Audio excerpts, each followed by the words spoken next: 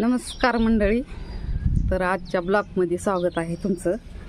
तर मस्तपैकी ना आज आपल्याला आळूचे पानं काढून घ्यायचे आहेत. नळाचं पाणी टाकल्यामुळे ना आळूचे पानं खूप असे आलेले आहेत. तर आळूच्या पानाचं आपल्याला तळायचे आहेत आळूचे पानं. तर छानपैकी असे आपण काढून घेऊ ता, कारण नंतर पण येते तर त्याच्यासाठी यामध्ये बेसन, हिरव्या मिरच्या आणि लसूण जर टाकला ना तर खूप मस्त याची चव लागते.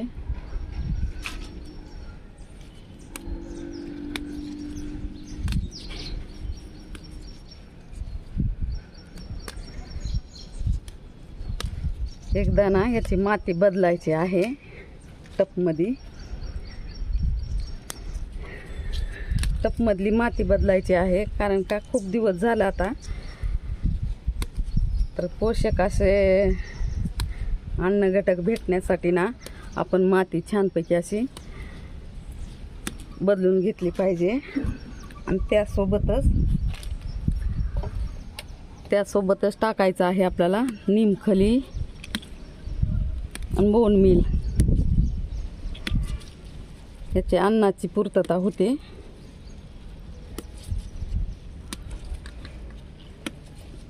तर अन्नाची पूर्तता होण्यासाठी ना आपण बोन मीलचा वापर करत आहोत यामध्ये. त्यामुळेच असे मस्त पानं आलेले आहेत.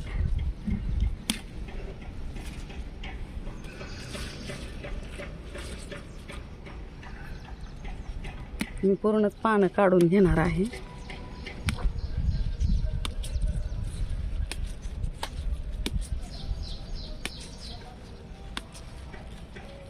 आणि हे याचे दंटल जे असतात ना खाली, त्याचं पण वरणामध्ये एवढं बेस्ट होते ना भाजी.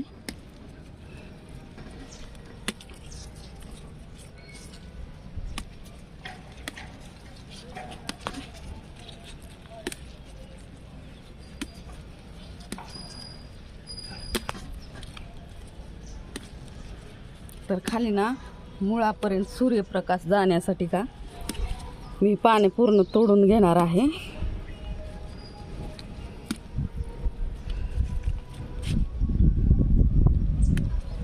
खाली मुळाला जर सूर्यप्रकाश गेला ना तर अन्नाची प्रक्रिया अजून जास्त तेजीनं वाढते. गवत पण आलेलं आहे, मध्ये गवत पण काढून घ्यायचं आहे.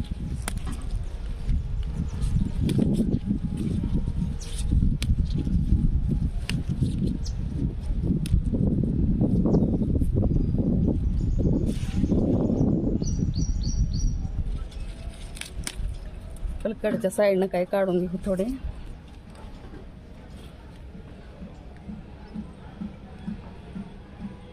एवढे निघालेत पानं, आणखी काढून घेऊ. आणि हे आहे बघा लाल चाफ्याचं, लाल चाफा आहे लाल. तर मी इकडच्या साईडनं काय आलेले आहे, इकडल्या साईड हे तर कोरपड आहे, मस्तपैकी कोरपड पण आलेले आहे. आणि इकडच्या साईडचे पण मी काढून घेणार आहे पानं असे.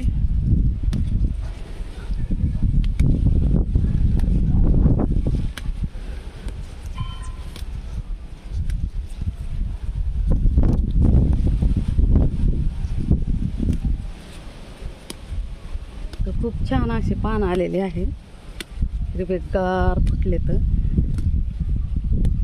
आता हे जे लहान लहान आहेत ना ते पण मोठे होतात. मोठे झाल्यानंतर त्याला पण काढून घ्यायचं.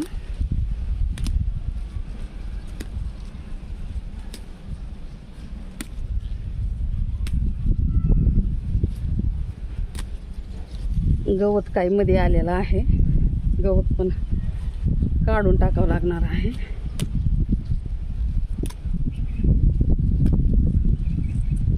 तर आळूचे छानपैकी असे पानं आपण काढून घेतलेले आहेत बघा.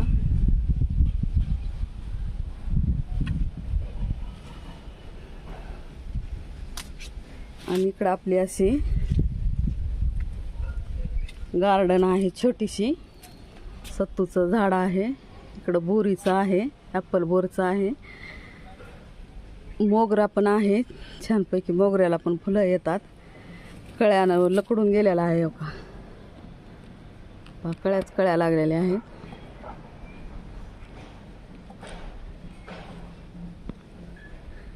आणि इकडं पण सत्तूचंच आहे. इकडं आहे चिक्कूचं.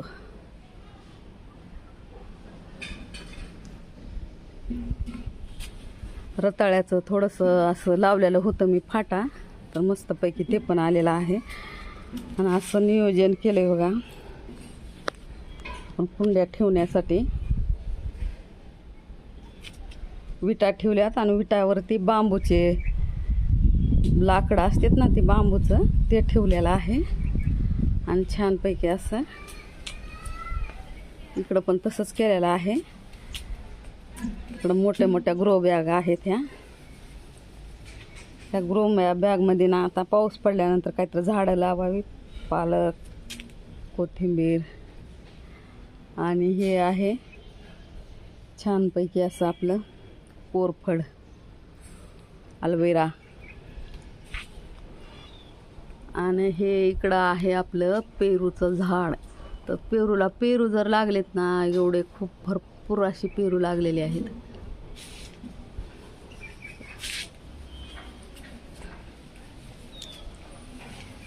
इकडं बघताल तिकडं पेरूच पेरू.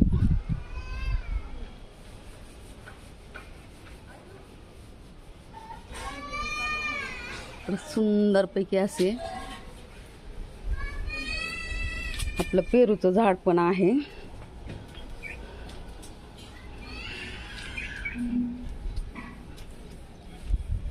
आता यामध्ये ना वांगे, टमाटे लावायचं आहे आपल्याला.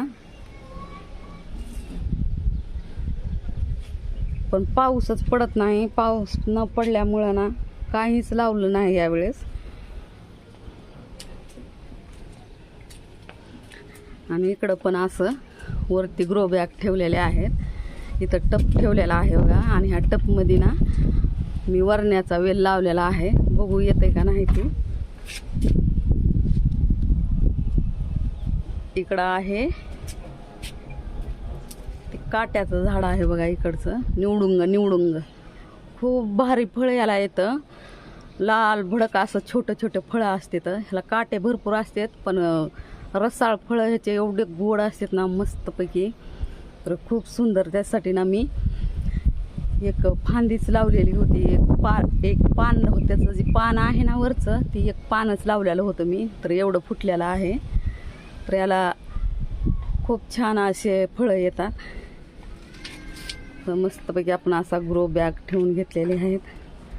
छानपैकी इकडला व्ह्यू असा दिसतंय बघा. आणि आपण आत्ता तोडलेले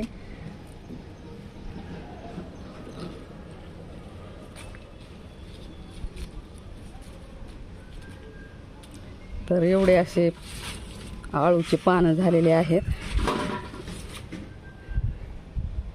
तर सुंदरपैकी असा व्हिडिओ कसा वाटला तुम्हाला. तर हे जे मध्ये गवत आहे ना, गवत बिलकुल ठेवायचं नाही, काढून टाकायचं गवत. पण हे छोटं छोटं पण आहे ना, ते पण काढून टाकायचं असं. तर व्हिडिओ कसा वाटला तुम्हाला, आवडला असेल ना तर लाईक, शेअर आणि कमेंट करा, सबस्क्राईब करा. धन्यवाद. Bye bye.